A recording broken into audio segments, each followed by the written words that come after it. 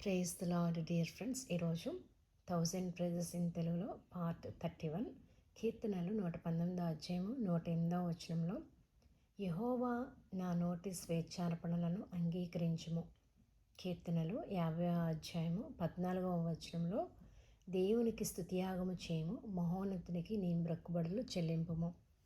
కీర్తనలు 50 అధ్యాయము 9 నుంచి 13 వచనం వరకు మనం కేర్ఫుల్గా కొంచెం చదివితే కనుక అక్కడ ఏమంటున్నారంటే, 1000 కొండల మీద ఉన్నటువంటి పశువులు కానీ, కోడెల రక్తం కానీ నేను ఏమీ కోరట్లేదు.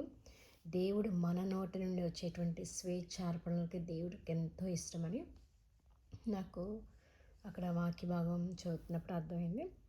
ఎలా మనం దేవుని స్తుతించాలో చూద్దాం. మొట్టమొదటిగా కీర్తనలు 45 అధ్యాయము 2వ వచనంలో, నరుల కంటే నీవు అతి సుందరుడివై ఉన్నావు, నీ పెదవుల మీద దయారసము పోయబడి ఉన్నది, కావున దేవుడు నిత్యం నిన్ను ఆశీర్వదించును. నెక్స్ట్ కీర్తనలో 19 అధ్యాయం 5వ వచనంలో, అతడు తన అంతఃపురంలో నుండి బయలుదేరు పెండ్లి కుమారుని వలె ఉన్నాడు, సూర్యుడు పరిగెత్తను ఉల్లసించినట్లు తన పదమునందు పరిగెత్తను ఉల్లసించున్నాడు.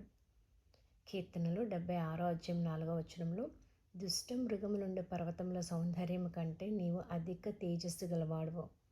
కీర్తనలు 93 అధ్యాయం 4వ వచనంలో, విస్తార జలముల ఘోషల కంటెను బలమైన సముద్ర తరంగముల ఘోషల కంటెను ఆకాశమందు యెహోవా బలిష్ఠుడు. కీర్తనలు 50 అధ్యాయం 2వ వచనంలో, పరిపూర్ణ సౌందర్యము గల సియోన్లో నుండి దేవుడు ప్రకాశించుచున్నాడు.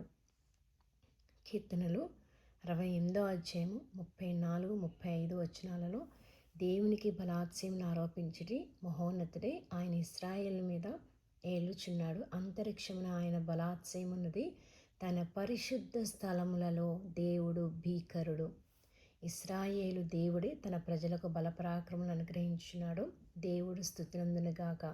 కీర్తనలు 99 అధ్యాయము 1-2 వచనములు, యెహోవా రాజ్యము చేయుచున్నాడు, జనములు వణకును, ఆయన కెరూబుల మీద ఆసీనుడై ఉన్నాడు, భూమి కదులను, సియోన్లో యెహోవా మహోన్నతుడు, జనములన్నిటిపైన ఆయన హెచ్చియున్నాడు. కీర్తనలు 84 అధ్యాయము 3-4 వచనములలో, సైన్యములకు అధిపతికి యెహోవా, నా రాజా నా దేవా, నీ బలిపీఠం నొద్దని పిచ్చుకలకు నివాసము దొరికెను, పిల్లలు పిటుటకు వానకు అవులకు గూటి స్థలం దొరుకును, నీ మందిరమందు నివసించు ధన్యులు, వారు నిత్యము నిన్ను స్తుతించుదురు. ఇట్టి రీతిగా దేవుడు మన నోటి నుండి ఇంత మంచి స్వేచ్ఛార్పణ దేవుడు కోరుతున్నాడు. ప్రభువైన యేసుక్రీస్తునికి సమస్త మహిమ ఘనత ప్రభావం కలుగును గాక. క్రీస్తునందు మీ ప్రియ సహోదరి జయశీల ఎర్రపోతు.